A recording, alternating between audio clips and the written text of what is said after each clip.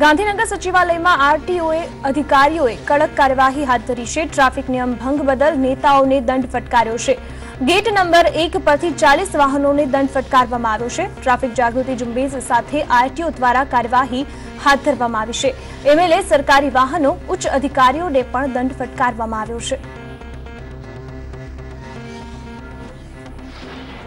વડોદરામાં રવિવારે સાયક્લોથોન દરમિયાન બસની અડફેટે આવી જતા એક સ્કૂલ વિદ્યાર્થીનું મોત થયું હતું, જેને લઈને વડોદરાની તમામ સ્કૂલોમાં બંધનું એલાન આપવામાં આવ્યું છે। ગુજરાત વાલી મંડળ દ્વારા સ્કૂલ બંધનું એલાન આપવામાં આવ્યું છે, જેને 10 થી વધારે શિક્ષણ મંડળ દ્વારા સમર્થન આપવામાં આવ્યું છે। નોંધનીય છે કે વાલીઓએ વિદ્યાર્થીના મોત માટે સ્કૂલ પ્રશાસનને જવાબદાર ઠેરવ્યું છે। તો જિલ્લા શિક્ષણ અધિકારી દ્વારા મામલે તપાસના આદેશ આપવામાં આવ્યા છે, જેમાં 4 લોકોની ટીમ આ ઘટનાની તપાસ કરશે। તો શાળા તરફથી પરવાનગી અંગે પણ તપાસ કરવામાં આવશે, ત્યારે તમામ મુદ્દાઓ અને તથ્ય જાણ્યા બાદ કાર્યવાહી હાથ ધરવામાં આવશે। સુરત એલપી સવાણી સ્કૂલમાં વાલીઓ અને શાળા સંચાલકો વચ્ચેનો વિવાદ શમવાનું નામ નથી લઈ રહ્યો।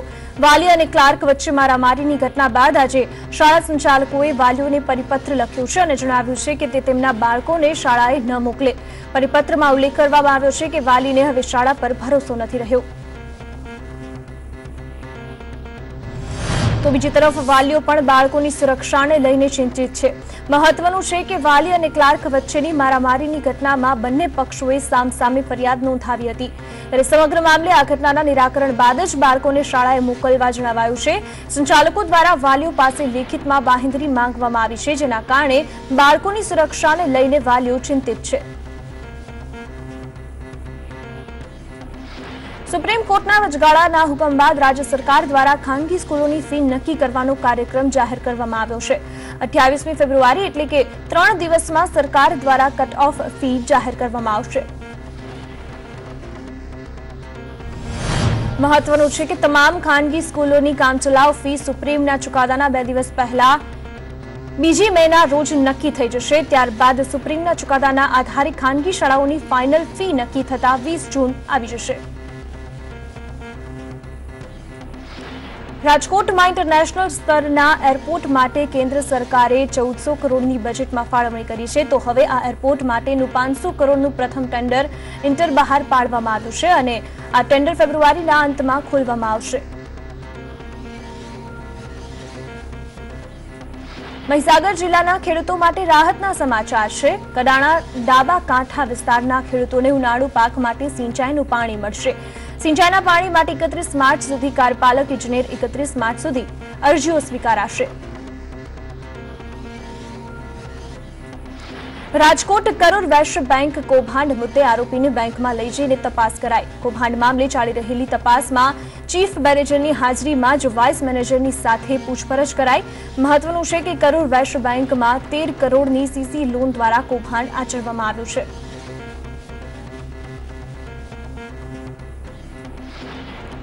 બોટાદની ગઢડા નગરપાલિકામાં ભાજપમાં જૂથવાદ સામે આવ્યો છે।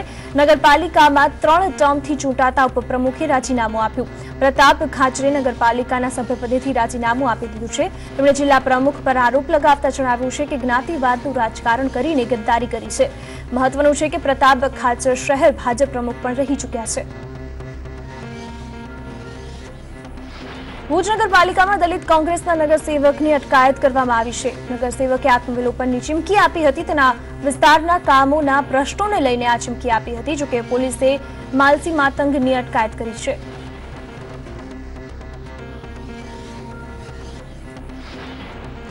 વડોદરામાં આવાસ ફાળવણીને લઈને નગરના સ્થાનિકો રોષ ભભૂકી ઉઠ્યો છે। 9 વર્ષ પહેલા આવાસ તોડ્યા બાદ પણ હજુ સુધી મકાન ફાળવવામાં આવ્યા નથી, જેથી સ્થાનિકોએ વડોદરા કોર્પોરેશન કચેરી ખાતે સ્થાનિકોએ સૂત્રોચ્ચાર કરી વિરોધ નોંધાવ્યો। અમદાવાદના વસ્ત્રાપુરમાં થયેલી 98.10 લાખની ચોરી મામલે તપાસ કરવા માટે પોલીસ યુપી જવા રવાના થશે। આ સાથે જ આરોપીની માહિતી આપનારને પોલીસ ઇનામ પણ આપશે। હાલ આ મામલે ક્રાઇમ બ્રાન્ચ પણ તપાસ કરી રહી છે। તો આરોપી સુધીર, મુકેશ, પુનિત અંગે પણ તપાસ ચાલી રહી છે।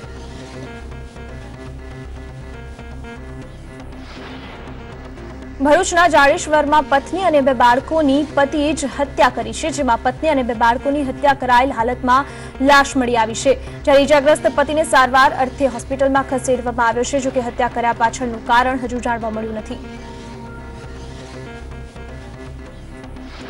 તો જૂનાગઢના વંથલી ગામમાં માતાએ પોતાના 3 વર્ષના માસૂમ પુત્રને મોતને ઘાટ ઉતારીને પોતે પણ આત્મહત્યા કરી લીધી. માતાએ જ પુત્રને એસિડ પીવડાવીને ગળું દબાવી દીધું અને પોતે પણ એસિડ પીધું. સારવાર દરમિયાન માતાનું પણ મોત થયું છે. ઘર કંકાસને કારણે મહિલાએ આ પગલું ભર્યું હોવાની આશંકા છે. અમદાવાદના અખબારનગર સર્કલ પાસે અકસ્માતમાં એક મહિલાનું મોત થયું છે. એક્ટિવા ચાલક મહિલાને બીઆરટીએસ બસ અડફેટે લેતા મહિલાનું મોત થયું છે. તો અકસ્માતને કારણે ટ્રાફિક જામની સ્થિતિ સર્જાઈ. જામનગરમાં એક સેવા કેમ્પમાં ટાંકાની છત તૂટી પડતા એક મહિલાનું મોત થયું છે. ખંભાળિયાના વડોદરા નજીક આશ્રમની આ ઘટના છે. દ્વારકા પદયાત્રાએ જઈ રહેલી મહિલાઓ સવારે પાણીના ટાંકા પાસે સ્નાન કરવા ગઈ હતી, જ્યાં પાણીની ટાંકી તૂટી જતા 3 મહિલાઓ ઘાયલ થઈ હતી. જામનગરના દ્રોલમાં એક યુવકે આત્મવિલોપનનો પ્રયાસ કર્યો. ભૂમાફિયાઓ દ્વારા જમીન પર કબજો કર્યો હોવાના આરોપ સાથે આ યુવકે આત્મવિલોપનનો પ્રયાસ કર્યો.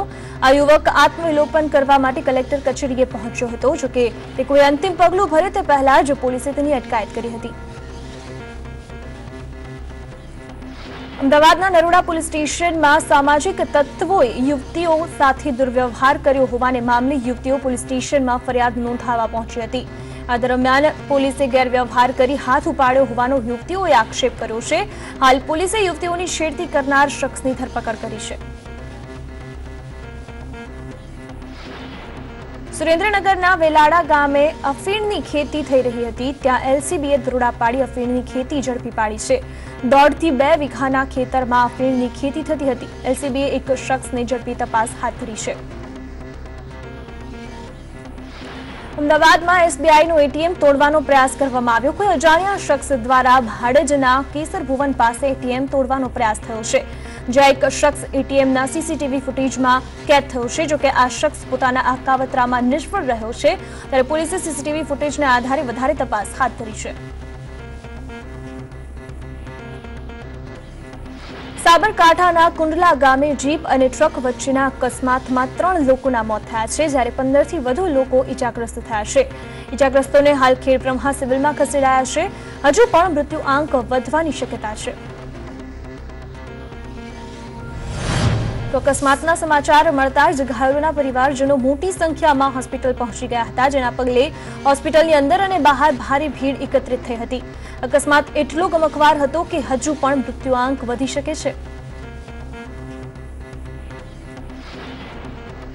અમદાવાદમાં હિટ એન્ડ રનની ઘટનાને 15 દિવસ ઉપર સમય પસાર થવા છતાં એનઆરઆઈ કાર ચાલક સામે પોલીસે પગલાં લીધા નથી, ત્યારે પોલીસની કામગીરી પર સવાલો ઉઠ્યા છે. પરિવારનો આક્ષેપ છે કે પોલીસ એનઆરઆઈને બચાવવાનો પ્રયાસ કરી રહી છે.